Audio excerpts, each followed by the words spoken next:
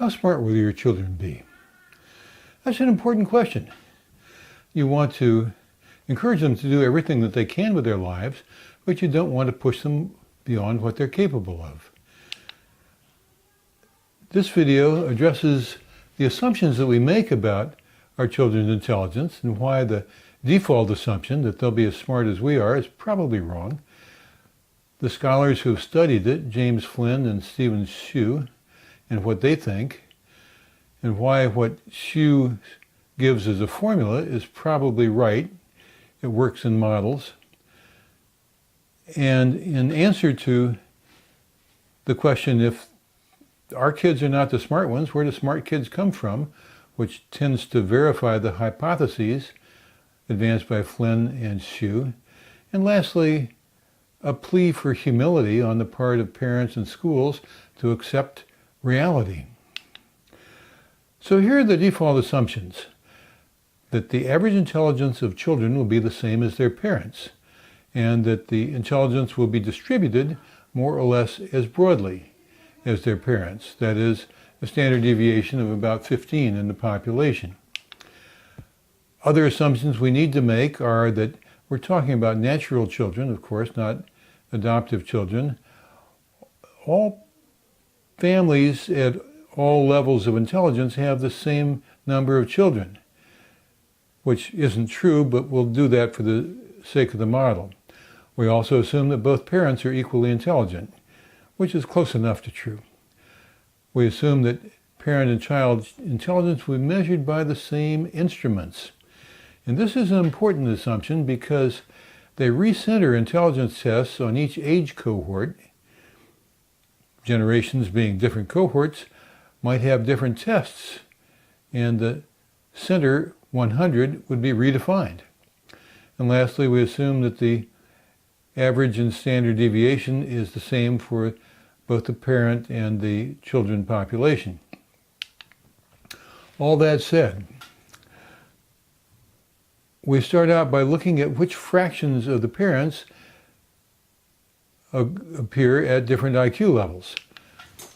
At exactly 100, right in the middle, we find 2.6% of the population, measured IQ 100. That's the most common. At 110, it's 2%, a little bit more. At 120, it's 1%. 130, it's 1/3 of 1%. And 140, it's 7 in 1,000. So I'm showing you here, and at 150, it's 1 in 1,000.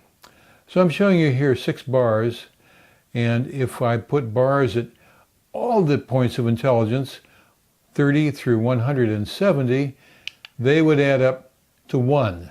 That's 100%, that's everybody. That's important when we look at the second generation. There we're looking at the kids. So we're looking at the kids of people with an IQ of 100. Well, 2.6% of them will have an IQ also of 100. That's a small number. If we add up all the kids of people with an IQ of 100, we get 2.6% of the population.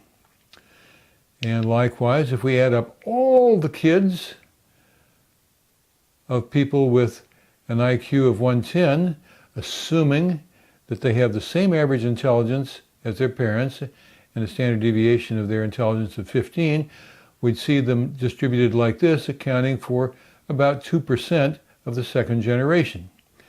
We start to see a problem here because a lot of this distribution is to the right of the bell curve for the parents. Same thing happens at IQ 120, which is 1% of the population.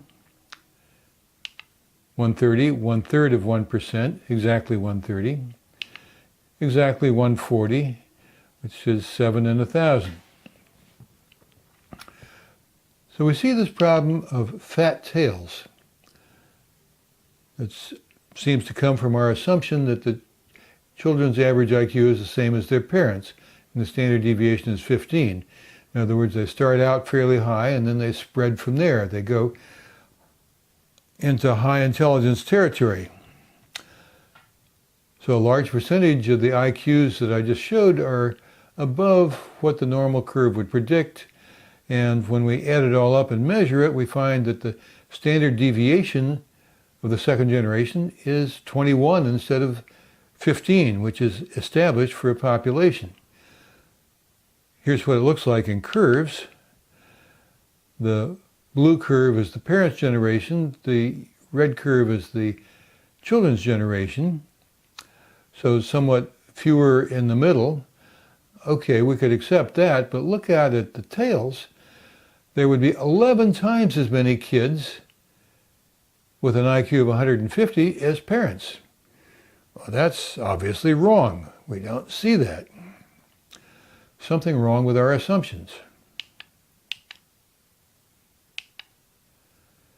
Looking at the problem backwards, if we assume that the kid's average intelligence is the same as the parents, and the standard deviation is 15, we find that in the second generation there would be 0.69 of 1% at 130, whereas in the parents' generation it was only 0.36 of 1%.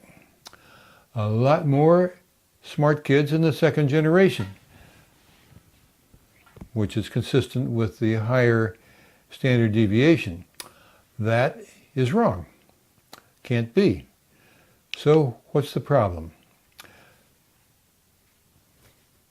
Stephen Hsu offered a formula for what to do, and I modeled that formula to see if he was right.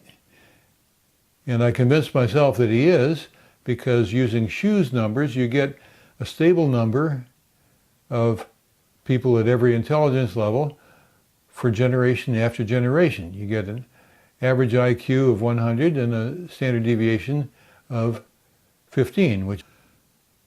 So what assumptions could we change?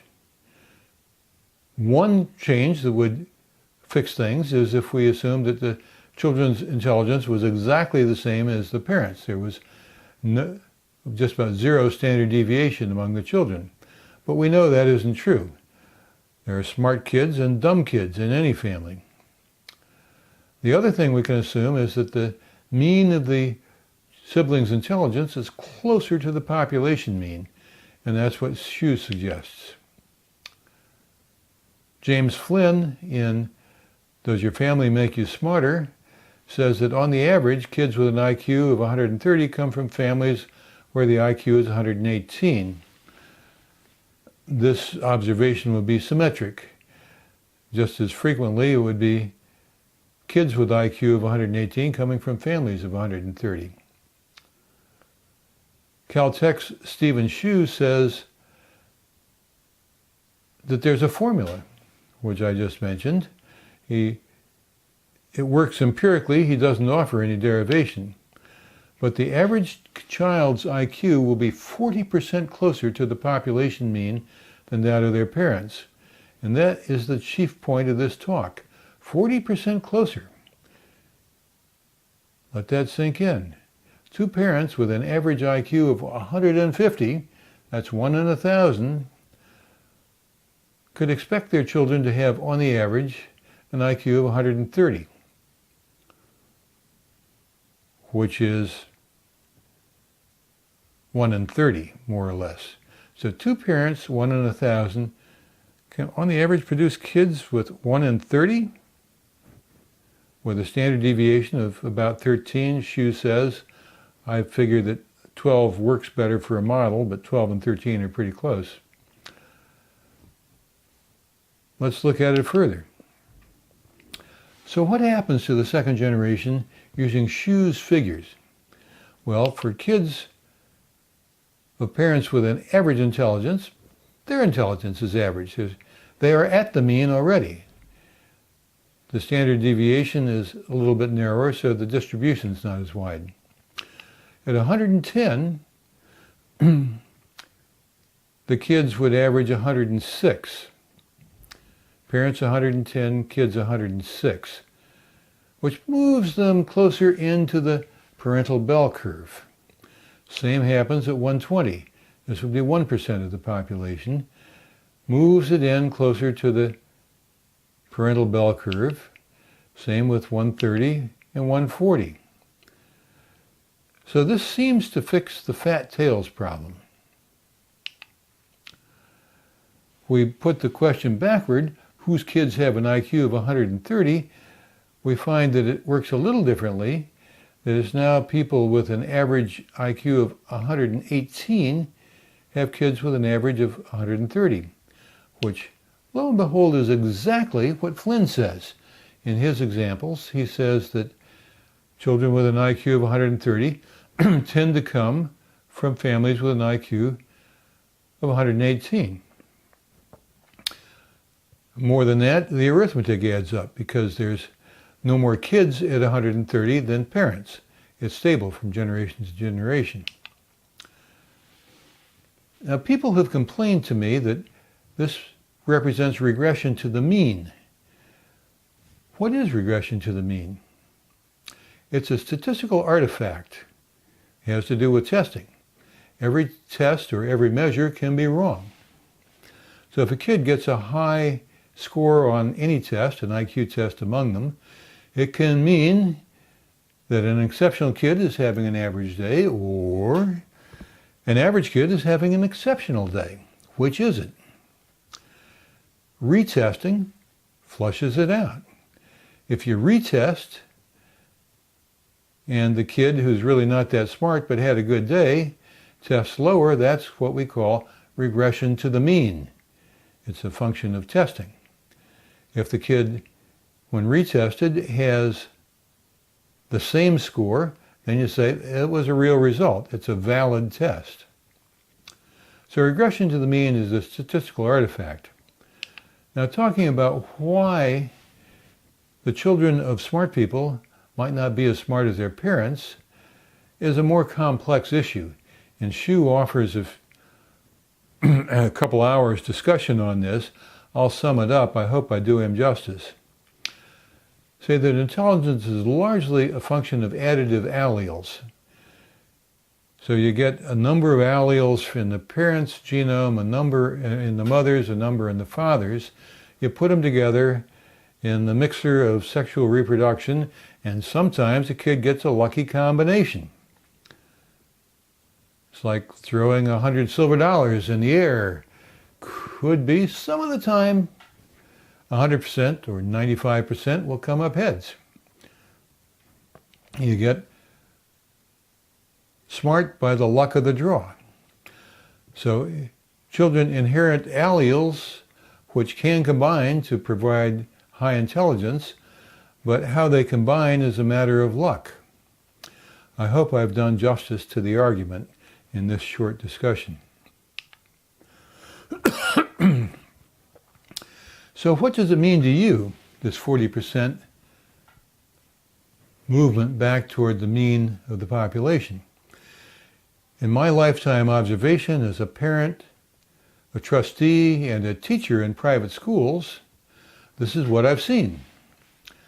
In Washington, D.C., where I lived, I saw the children of eminent law school professors and eminent National Institutes of Health researchers and eminent lobbyists and eminent congressmen have kids who wound up working as baristas, clerks in electronics stores, and statisticians for baseball teams. The kids have respectable jobs, the kind of job that the average family would hope to see a kid aspire to, but probably less than the expectations of their parents. And that is what I observe. Smart parents will be routinely disappointed. Not knowing how it works, parents tend to expect too much from their kids, and schools tend to encourage parents to hope for more than can be delivered. When you're charging $20,000 a year for tuition, which is what I was paying 20 years ago, you have to hope for a return on your investment. Now, smart kids will more often have smart kids than anybody else, so you will produce a lot of Ivy League kids out of smart families, but they won't all be Ivy League. There's a lot of wasted money and a lot of frustrated kids in the process. And a lot of rich private schools and a lot of tutors make a good living off it. And my conclusion is that you should love your kids, whoever they are, unconditionally. You should recognize that in this age, people are having fewer kids in general, 1.5 per white family in the cities. That's not much. And 40% of those are born out of wedlock, not the best and brightest. So if you're having just normal kids, they'll be better than average. They'll be doing okay. And if you raise them in a traditional family, two of you together, sending them to the right schools, they will have a very good chance in life, a big advantage regardless of their intelligence. So that's my take-home point. Love them no matter who they are, give them the best possible environment, and I think you'll come out okay.